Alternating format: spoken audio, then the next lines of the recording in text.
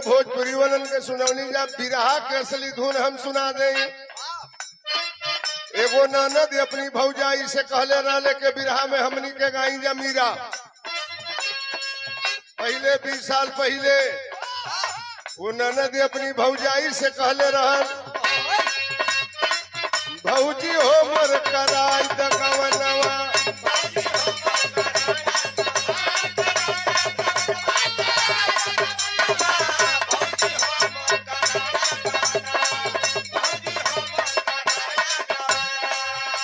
अरे छतिया पे उठता दूध गो उठनवा, छतिया पे उठता दूध गो उठनवा, भौजी रे मोर कराई दगवनवा।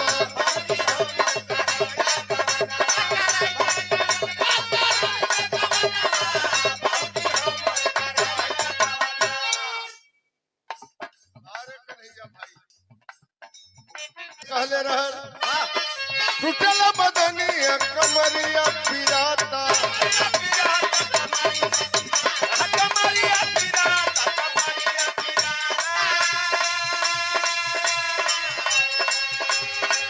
कौनो चीज में मजा लेबा ओकर मजा मिल जाई।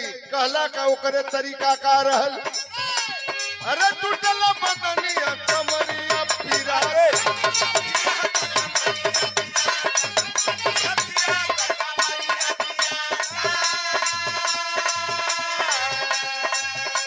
दूसरी लाइन हमार नायक हम चोरी कैले है। बिहार के गवैया गायत्री ठाकुर जे के मानस हंस के उपाधि मिल रहल, भूमिहार वंश के बघेलाम गायत्री ठाकुर के दूसरी लाइन में हम सेट कर दिए। हम उनके गीत के चोरी कैले है। हमार लाइन रहल टूटल बदनिया कमरिया पिराता,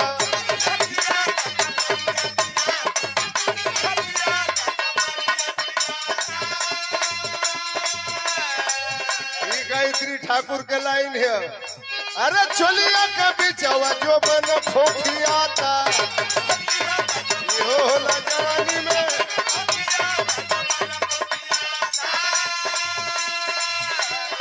रोज रोज सिटी मारे बुढ़ावा जवानवा, रोज रोज सिटी मारे बुढ़ावा जवान